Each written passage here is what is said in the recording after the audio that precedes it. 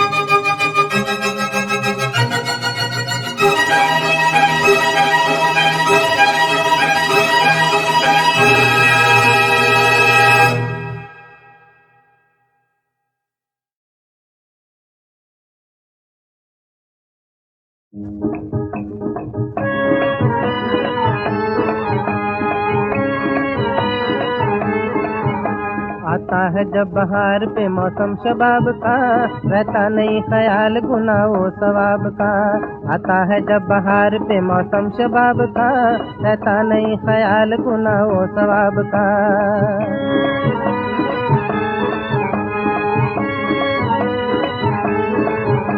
पूछा किसी ने दश्त में मजनू से दिल कहा, कहिए जनाब किस तरह करते हैं माहोसाल। पूछा किसी ने दश्त में मजनू से दिल कहा, कहिए जनाब किस तरह करते हैं माहोसाल। दिल को लगा के क्या लिया जीना हुआ महाल, मजनू ने हंस के यूं कहा ऐ साहिबे ख्याल। दिल को लगा के क्या लिया जीना हुआ महाल, मजनू ने हंस के यूं कहा ऐ साहिबे ख्याल। आता है जब बहार पे मौसम शबाब का, रहता नहीं ख्याल गुनाह वो सवाब का।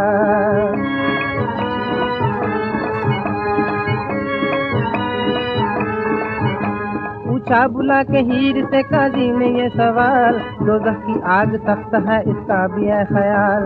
पूछा बुला के हीर से काजी ने ये सवाल, दोज़ख की आग सख्त है इसका भी है ख्याल। न इश्क काम आएगा न यार का जमाल, कहने लगी वो नेक यूं ऐ साहिबे कमाल। न इश्क काम आएगा न यार का जमाल, कहने लगी वो नेक यूं ऐ साहिबे कमाल। आता है जब बहार से मौसम शबाब का, रहता नहीं ख्याल गुनाह वो सवाब का।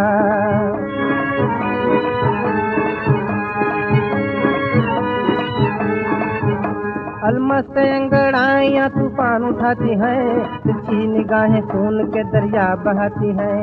अलमस्त अंगड़ाइयाँ तूफान उठाती हैं, तिरछी निगाहें खून के दरिया बहाती हैं। बागे जहाँ में हसरतों के गुल खिलाती हैं, और चांद सादे इश्क पर यूं गुनगुनाती हैं। बागे जहाँ में हसरतों के गुल खिलाती हैं, और चांद सादे इश्क पर यूं गुनगुनाती हैं। आता है जब बहार पे मौसम शबाब का, रहता नहीं ख्याल गुनाह वो सवाब का। आता है जब बहार पे मौसम शबाब का, रहता नहीं ख्याल गुनाह वो सवाब का।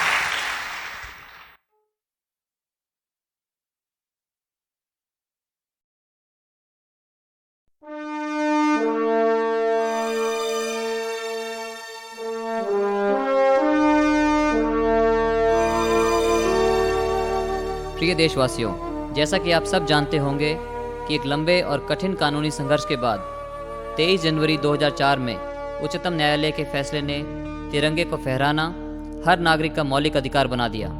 उसके उपरांत हमने फ्लैग फाउंडेशन की स्थापना की, जिसका उद्देश्य तिरंगे को देशवासियों में लोकप्रिय बनाना और उसके आदर्शों के पालन करने के लिए प्रेरित करना है। भारत का तिरंगा, जहां एक तरफ हमें क्षेत्रीय, धार्मिक, भाषाई और जातीय भावना से ऊपर उठकर सिर्फ भारतीय होने की याद दिलाता है, वहीं दूसरी ओर भारत के विभिन्न धर्मों, भाषाओं और संस्कृतियों को एक ही भारतीय पहचान में समेटता है। इसमें हमारी आधुनिक, लोकतांत्रिक, धर्मनिरपेक्ष और उदारवादी आदर्श निहित हैं। ये तीन रंग हमारे स्वतंत्रता संग्राम के प्रतीक और प्रेरणा स्रोत भी बने। इस तिरंगे से प्रेरणा पाकर अनगिनत देशवासी अपना सब कुछ लुटाकर देश की आज़ादी की लड़ाई में कूद पड़े। इसलिए हमारा राष्ट्रीय ध्वज हमें हमेशा अपने देश के प्रति कर्तव्यों की याद दिलाता है। मैं समझता हूँ कि तिरंगे की महत्ता को जन जन तक हर उपलब्ध और उचित माध्यम से पहुँचाने की कोशिश की जानी चाहिए। इस उद्देश्य को पूरा करने के लिए हमने संगीत और कला को भी एक अहम माध्यम के रूप में चुना है। मैं नवीन जिंदल आशा करता हूँ कि हमारा यह विनम्र प्रयास आप सभी को पसंद आएगा और देश की सेवा के लिए प्रेरित करेगा। जय Hind. Dear Indians, through this album, we intend to spread the glory of the Tiranga and to popularize its display among more and more Indians with a sense of great pride. To spread this message, we have chosen music as a medium. We all know that music speaks a universal language and transcends cultural, social, and religious barriers. Through this collection of songs, we wish to bring the Tiranga, our national pride, as close as possible to the people of India. I wish to thank the musicians, writers, singers, technicians, and all those people who came together and put their heart and soul into creating this wonderful music album. Jai Hind.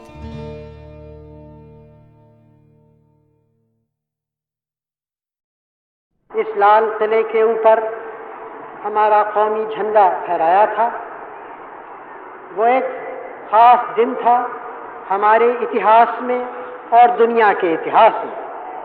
और ख़ास दिन इसलिए था कि इतना बड़ा मुल्क आज़ाद हुआ, और इसलिए कि जिस तरह से वो आज़ाद हुआ, जिस शान से, जिस शांति से, वो भी एक अनोखी बात थी।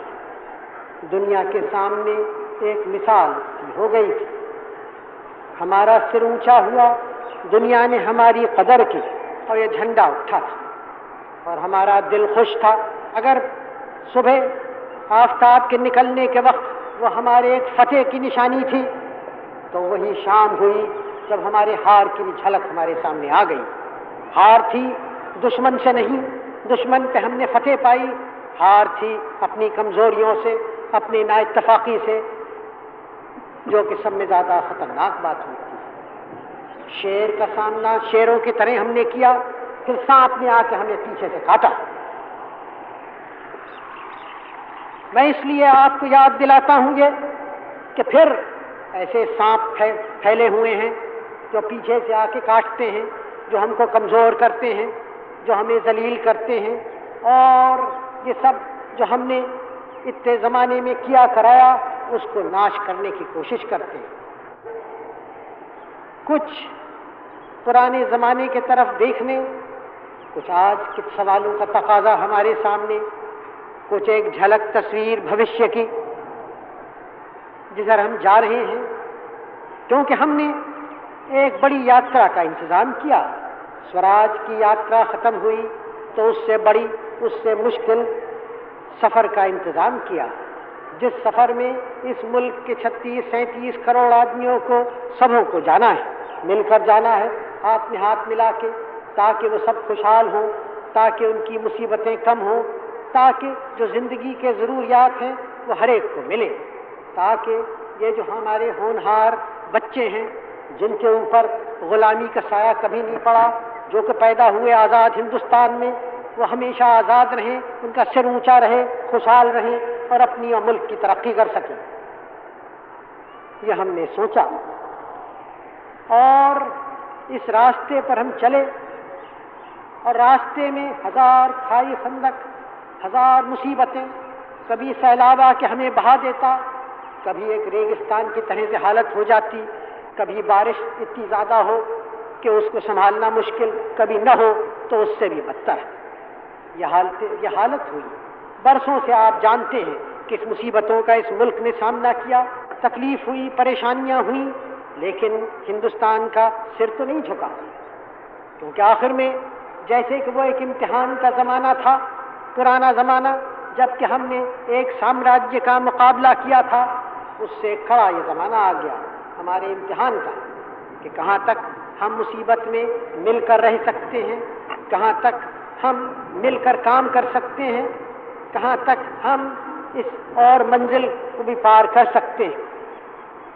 ये आया और ऐसे मौके पर जब आप उसमें फूट हो, आप उसमें लड़ाई हो, हाथ उठाए एक इंसान दूसरे के लिए, दूसरे के ऊपर, तब क्या उसके माने हैं? क्या हम अपने पुराने सबक भूल गए? क्या हम गांधी जी को भूल गए? क्या हम हजारों बरस के हिंदुस्तान की तारीख को भूल गए? क्या हम जो हमारा भविष्य है, जिसके लिए हम काम कर रहे हैं, उसको भूल गए? क्या हम अपने बच्चों को भूल गए? क्या याद रहा हमें जब हम एक दूसरे पे हाथ उठाते हैं और झगड़ा फसाद करते हैं महज किसी सियासी बात को हासिल करने को, या जो कुछ भी उसकी वजह हो मैं नहीं जानता, क्या बात क्या है? तो फिर मेरी ये आपसे दरख्वास्त है और मुल्क में सबों से दरख्वास्त है कि और सवालों को पे हम गौर करें ज़रूर और रास्तों पे हम चलें, लेकिन पहली बुनियादी बात यह है कि हम अपने को संभालें, हम एक दूसरे से लड़ाई का सिलसिला छोड़ें, हम ये समझ लें कि हिंदुस्तान में न आज़ादी है, न समाजवाद है, न प्रजातंत्र है, अगर हम लड़ाई झगड़ा करके फैसले किया चाहते हैं। लेकिन असल में हमारा सवाल हमारे मुल्क का है, हमारे घर का है, शहर का और मोहल्ले का और हमारे पड़ोसी का। और हमें, चाहे हम वहाँ कन्याकुमारी और रामेश्वर में रहें दक्षिण में, चाहे कश्मीर में, चाहे पूरब या पश्चिम, हम एक हैं, एक मुल्क है जिसको कोई तोड़ नहीं सकता, जिसको हम किसी को तोड़ने नहीं देंगे।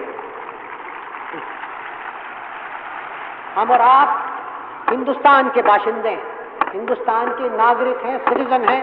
हम इस मोहल्ले के खाली नहीं है और इस शहर के नहीं और इस प्रदेश के नहीं और उत्तर के नहीं और दक्षिण के नहीं और पूर्व और पश्चिम के नहीं। और ये बात सब समझ लें, क्योंकि जो इसके खिलाफ हाथ उठाएगा और हिंदुस्तान की एकता को कमजोर करने की कोशिश करेगा, उसका हमें मुकाबला करना है, चाहे कोई बाहर की ताकत हो या अंदर से उठाए। क्योंकि इस बात ये अव्वल बात है, ये पहली बात है, हिंदुस्तान की एकता और हिंदुस्तान की आज़ादी। और उसी की, क्योंकि अगर ये बात नहीं है तो हिंदुस्तान की खुशहाली कैसे होगी? आप बड़े दिल के लोग इस तरह से दिल खोल के मुझे लेते हैं और मुझे फिर याद दिलाते हैं कि मेरा कर्तव्य क्या है। जितनी मुझ में शक्ति है मैं करूँगा उस काम को। काम बहुत बड़े हैं और असल बात यह है कि कोई भी उसको कर नहीं सकता अकेले या दुकेले। वो काम ऐसे हैं जिसमें आप और आप सब लोग जो यहाँ बैठे हैं और भारत के जो बेशुमार लोग हैं, बेशुमार तो नहीं, शुमार हो गया उनका, लेकिन बहुत है, उन सबों को कुछ न कुछ वो बोझा उठाना है, तभी वो काम हो सकता है। ये कोई ऊपर से हुक्म देने का या सलाह देने का या सभा में बोल देने का तो है नहीं। सभाएं हम करें, एक दूसरे से सलाह करें, मशवरा करें, वो तो ठीक है, लेकिन आखिर में देश की उन्नति तो काम से होती है, परिश्रम से होती है, मिलकर काम करना, जो भी काम हो, क्योंकि एक देश के काम एक तो होते नहीं, हजारों लाखों तरह के काम होते हैं। सब में बड़ा काम हमारे देश का जैसा है वो ज़मीन पर है, हमारे किसानों का है, जो कि एक जड़ है, नींव है, बुनियाद है और कामों की। उस काम को अच्छा करना और नए नए ढंग से करना जिससे देश की उन्नति हो, देश का धन दौलत बढ़े, आपका बढ़े, तो पहली बात है। लेकिन उस पहली बात और आवश्यक बात तो है, लेकिन उसी के साथ दूसरी बात उतनी आवश्यक है कि हम अपने देश में उद्योग धंधे बढ़ाएं। 1, 2, 3, 4 नहीं, हजारों, लाखों समझिए, हर शहर में, और शहर में खाली नहीं, हम चाहते हैं कि देहात में भी उद्योग, छोटे मोटे उद्योग धंधे, छोटे और बड़े बढ़ें।